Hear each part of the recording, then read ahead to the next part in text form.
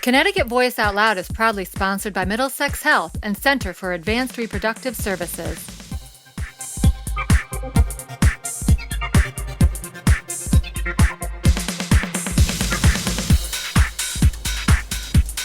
Hi, and welcome back to the second season of Connecticut Voice Out Loud. I'm Hillary Russo. Today we're coming to you from Cine Studio, which is celebrating its 50th year of being an LGBTQ-friendly nonprofit cinema on the beautiful campus of Trinity College here in Hartford. If you're new to our show, our focus is on sharing inspiring stories from people all across the state who are part of the LGBTQ+ community. And whether you're part of the community yourself or an ally, Connecticut Voice Out Loud is here to not only touch, move, and inspire, but raise awareness through storytelling. Our first story begins on that road towards healthy living. We've all heard that saying, no pain, no gain. But getting in shape can be an intimidating experience, especially when you're transgender. Dawn Ennis takes us to one Manchester gym that's doing some heavy lifting to ensure everyone feels welcome. Kristen and Colleen Mastriani own Move Strong Gym here in Manchester. They're a lesbian couple, and they say their gym is a no judgment gym because nobody wants to be judged when they're working out. You told Jane Lattice that it's very important that you be out to your clients because if you get judged by them, then they're gonna judge anybody. Tell me a little bit about that. Well, I just want a community where everybody just supports everybody else. So I just assume that I'm kind of the first line. So if somebody has an issue with me, then they're likely gonna, have an issue with somebody else for God knows what reason. I cater to people that want to be strong, that want to work hard, that don't want to have pain, that a lot of those kind of things. So it's just everybody that comes in here is treated like a human being, like nobody's different than anybody else, and that's just kind of the way it is. I have a group in the morning, a group in the evening, and there's one guy and a bunch of women and another guy and a bunch of women, and he's treated the same, and he looks at them like they're monsters, like that they do all the, and he goes around and they tell, like, you should see what the girls at my gym do, so it's just like, all in all, it's just a really supportive, like, nobody cares here. Like, nobody cares what you do. Like, it's just support each other. Well, I mean, I met Kristen, like I said, in middle school, so I can't say that it was love at first sight at that point. We did a process called shared conception, which when we went to the CARS, the Center for Advanced Reproductive Services, they had a bunch of different options that you could do, and this one kind of struck us because it was really important that we both played a role in it. And what shared conception is it's one of the partners' eggs that are used, while the other partner is the one who actually carries the baby and brings it to conception. I just think that there just needs to be just more kindness in the world, and if we can contribute to creating a human that's, down to earth and kind to others, and just kind of, bring it back, start kicking it old school again, that would be awesome. And we're pretty adventurous people. We snowboard, we hike, I skateboard and surf, and we do all sorts of, she's an artist, we just do a lot of like cool stuff, and I just think that, I don't know, if I was a kid, I'd probably want to be doing this stuff too. She just wants everybody to be safe and strong. Colleen's freakishly strong at baseline, so I didn't have any problem with her continuing, and I think everybody should be active during pregnancy. A lot of times at the beginning of pregnancy, you have people who have had a lot of unhealthy behaviors, and all of a sudden they get religion.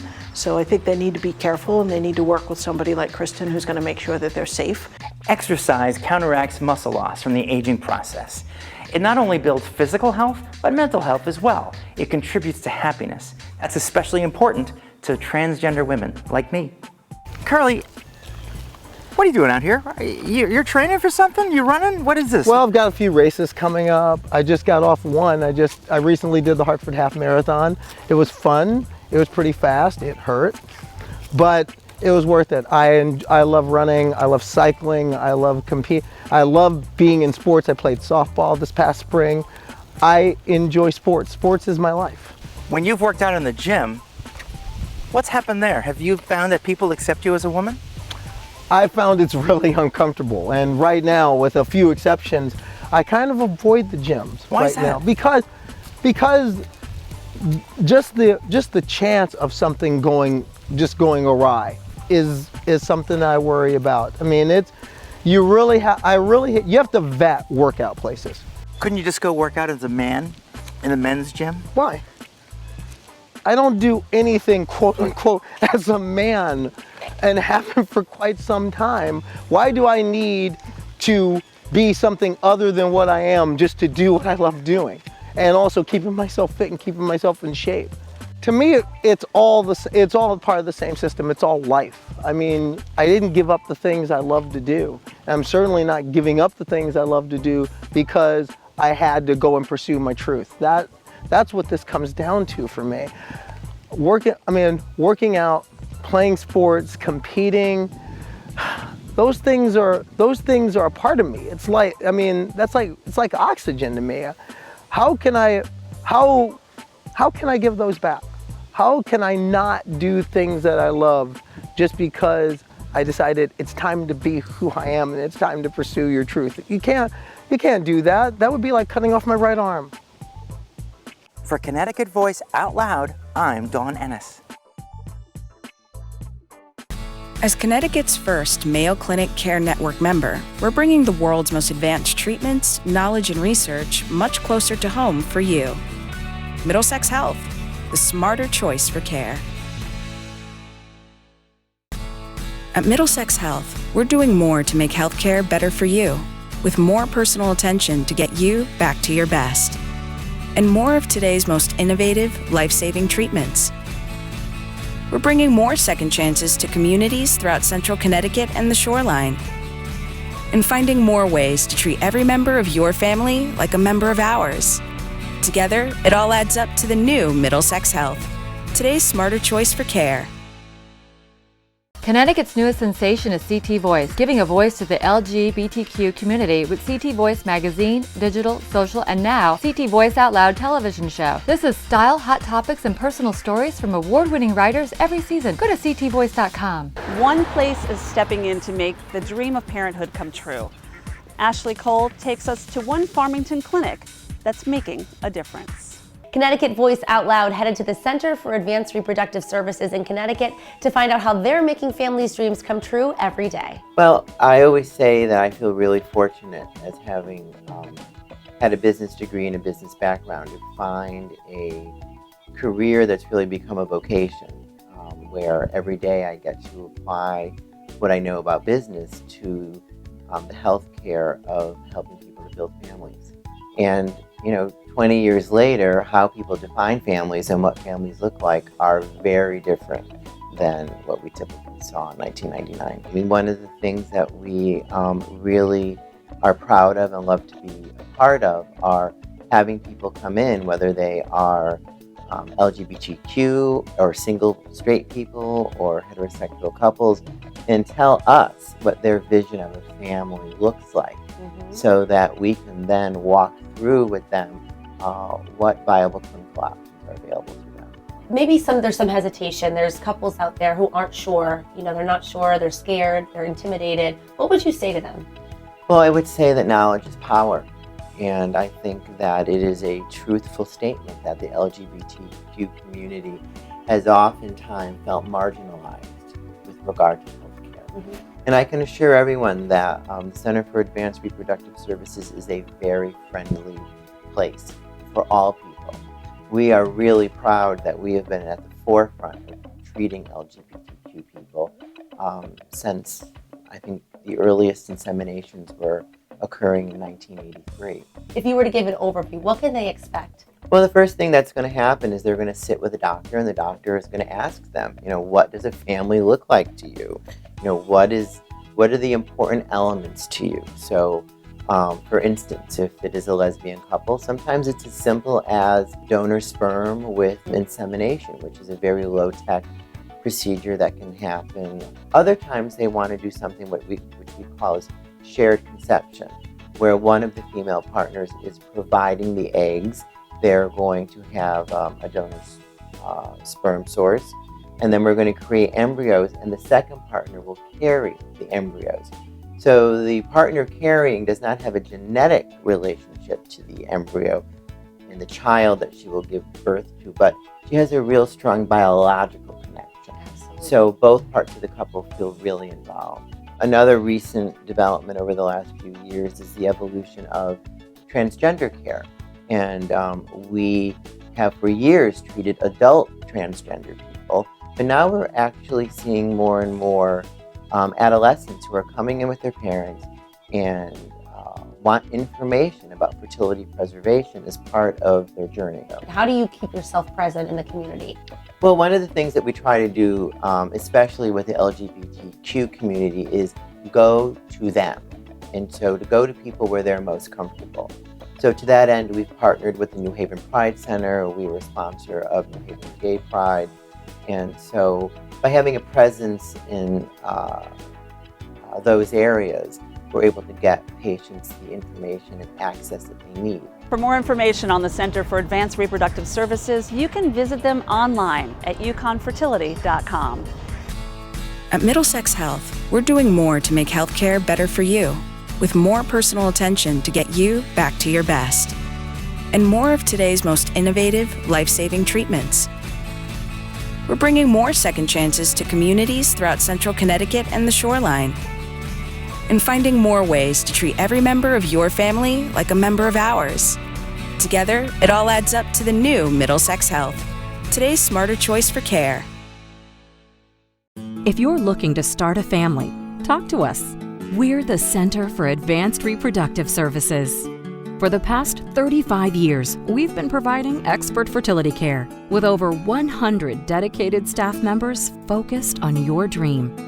Since we opened our doors, we've celebrated the births of over 13,000 babies, and still counting. Begin your journey with just one call, 844-HOPE-IVF, yukonfertility.com. Welcome back to Connecticut Voice Out Loud. When it comes to beauty, Will Dowdy is no stranger to hair and makeup. But even with his incredible resume of work, there's more to this warrior of wigs and master of makeup. Sarah Lemire caught up with the designer in Bridgeport, where the true transformation of Will Beauty happens, for a day in the life of drag. So Will, talk to me about how you got your start doing Will Beauty. Yeah, so I've worked as a makeup artist and wig designer around Connecticut and New York pretty much since I graduated college. I did a lot of theater, a lot of performing in high school and college, and I've always loved makeup and beauty and hair and stuff like that. So while I was in college, I was doing productions and I started watching the show RuPaul's Drag Race, and that really sparked my interest in drag, and I started exploring that. So once I graduated college, I interned at the Juilliard School for wigs and makeup, one of their 2 interns among many other backstage internships that they do. So I was really able to explore wigs in a theatrical aspect.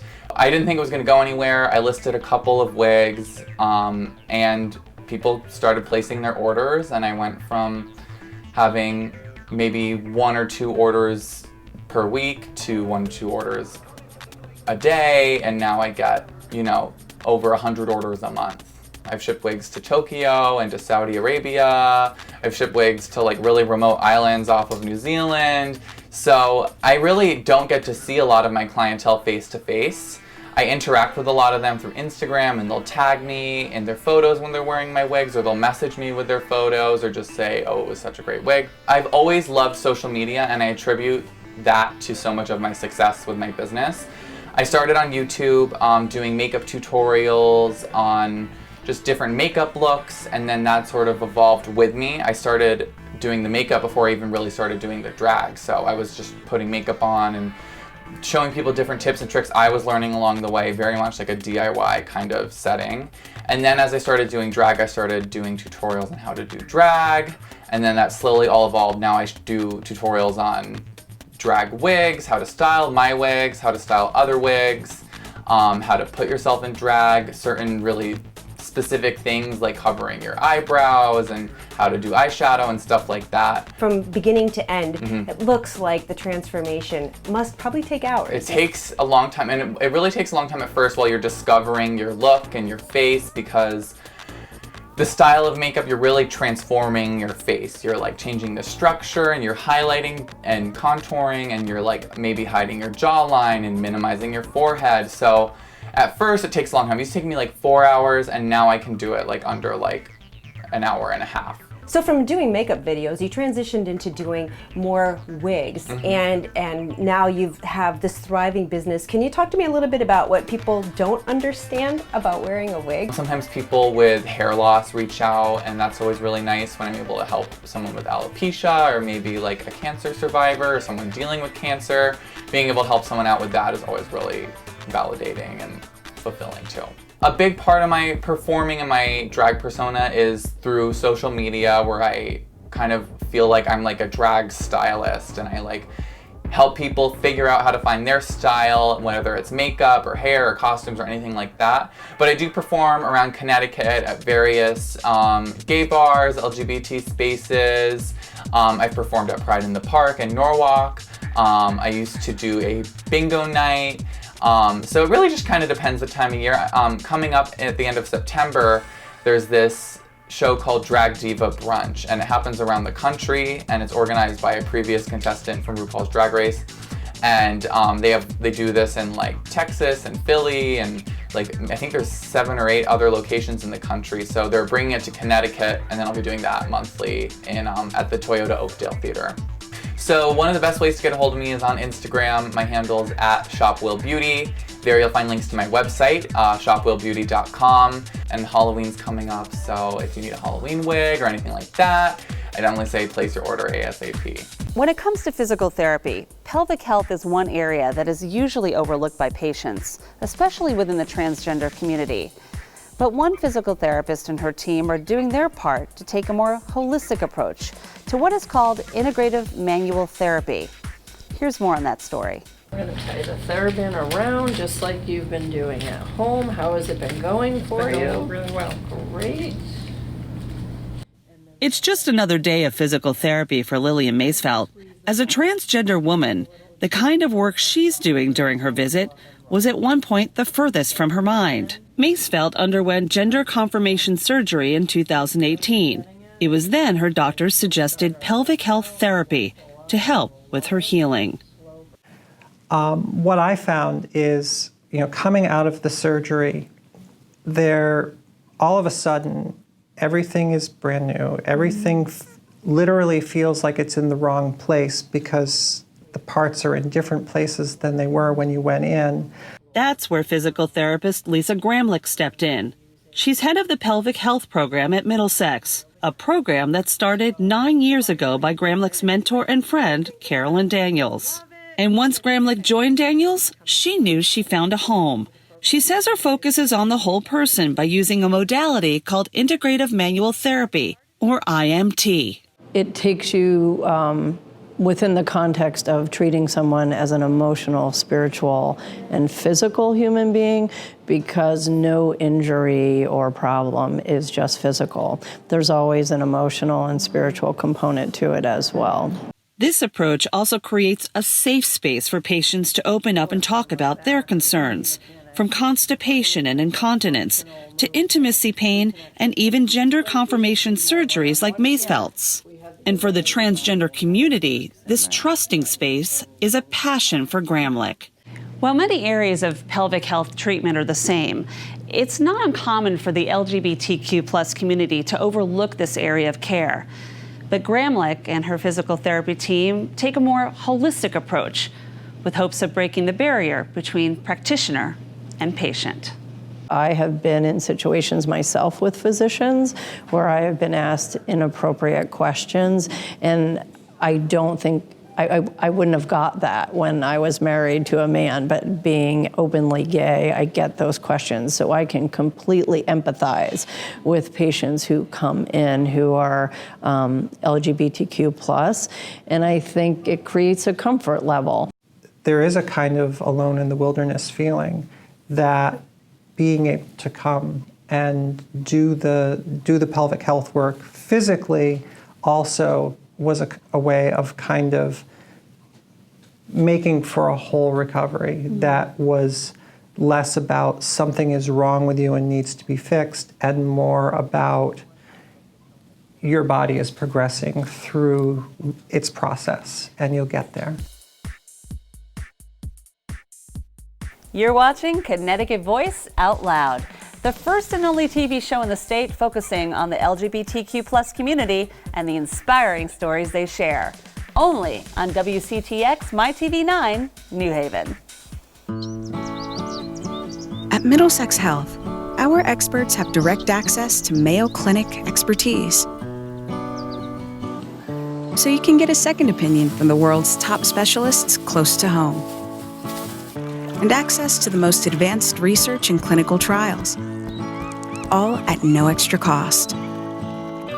Middlesex Health, the smarter choice for care, chosen to be Connecticut's connection to the Mayo Clinic Care Network. At Middlesex Health, we're doing more to make healthcare better for you, with more personal attention to get you back to your best, and more of today's most innovative, life-saving treatments. We're bringing more second chances to communities throughout central Connecticut and the shoreline, and finding more ways to treat every member of your family like a member of ours. Together, it all adds up to the new Middlesex Health, today's smarter choice for care. If you know Carolyn Kwan, you know she's anything but ordinary. Ashley Cole caught up with the edgy Hartford Symphony conductor, who shares more about embracing herself and her passion for music. So Carolyn, we got you out of the theater space, out of the performance venue. We want to find out who you are at your core, a little more about you. Yeah. I'm a very private person, surprisingly. You know, as an artist, you think about, you can't help but to let the world affect you. And you try to think about what can you do to help? What can you do to make a difference somehow? And so our 1920 season, when we were thinking about it, I wanted to be about joy. Because, you know, there's so much negativity in the world right now. I just want people to be able to come to the symphony and be able to, for the 2 hours that you're with us, just forget that for a minute. This, you know, I want the Hartford Symphony to be a, I have a hard time saying this word, oasis? Oasis. Perfect, oasis. Oasis. And where people can just be and come and enjoy the joy of music. And it doesn't matter who sits next to you. It could be someone who's completely different. It could be someone who believes in completely different thing. It doesn't matter, but no matter how different we are, we can all sit in that room sitting next to each other and enjoy the joy of music for 2 hours. And that we really have, sometimes people don't realize we have more in common than we have that are things that are different. You know, I often think that if more people listen to music, the world will be a better place, because at least we're sending more positivity in the world as opposed to negativity. As a child, I've always been that child that my parents are so smart. They know that if they want me to go east, they have to tell me to go west. A little rebellious. Right, exactly, very rebellious. I think I started, I don't know if I might have mentioned this once in a while, not very often, but as a child, I think it was 3rd grade, I literally started a bad girls club or something. You know, it's just this idea that I don't want to be told what to do. Like the way where we are, I mean, people often talk about going to different countries, seeing different places and having different experiences. And for me, that's what music is about. It's about new emotions, new experiences, you know, allowing yourself to go to places and trying new things that you never thought you might like. And, you know, the one big thing I often tell people is, you know, people expect to go to a concert and they worry that they're not going to like something. And my response is always, it's great if you don't like something. It's wonderful because you've experienced it and you can talk about why you like it and why you don't like it. I think it's just the idea that I would like to, in my small way, try to make a difference somehow. And at the moment, it's through music. It's hopefully, you know, sharing music with young people, you know, giving them that option of appreciating music, learning how to have joy in their lives through music. I don't know what it will always be. I mean, there's certainly a lot of things in the world that needs us. You know, oftentimes I feel like maybe I should spend more time working for LGBTQIA rights. You know, we have a lot of friends who are in the transgender community, and they have such a hard time right now. You know, the world seems to be changing for the better, but not fast enough. Yeah. And sometimes it feels like you take one step forward and take two steps back. And that being immigrant, being foreign, and this constant attack on honesty, morality, you just feel like, God, should I be spending my time doing something else that can make more of a difference? You've already left a legacy. That's so beautiful. It's been so Thank wonderful you. talking with you. Really, you're amazing. Thank you. Absolutely amazing. Thank you.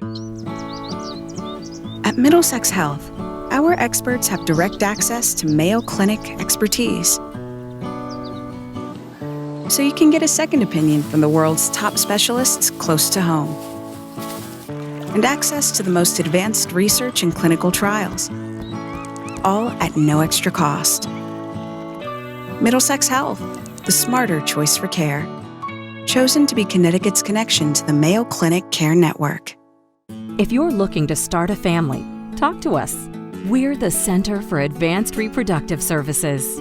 For the past 35 years, we've been providing expert fertility care with over 100 dedicated staff members focused on your dream.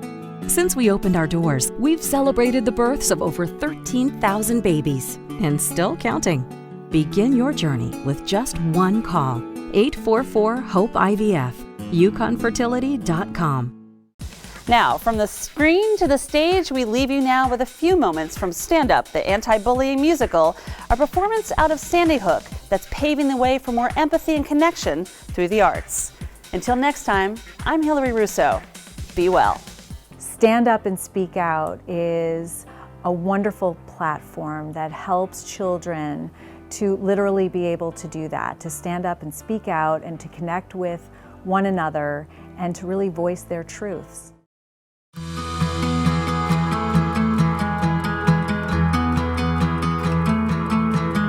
I am just so honored to be a part of the show and to be able to meet all these amazingly talented people. It has impacted my life so much. Thankfully, I haven't experienced bullying that has really gotten to me, but I think it really made me realize why people bully me and made me realize, even things, that I do that could be mean or something. It's spreading love and humility. If we at least continue to send the message of love and hope, then I think that's a great thing, and that's what this play does. I remember leaving yesterday and somebody telling me how much this touches lives and my part and how it really makes people cry and how it touches them. And I love hearing that because it makes me feel like I really just changed somebody's life. Jill Nessie came up with the idea of a song about anti-bullying. She has teenagers of her own. And that song has grown into a musical. I'd like to introduce the group called Stand Up and Speak Out. They have a message for you today.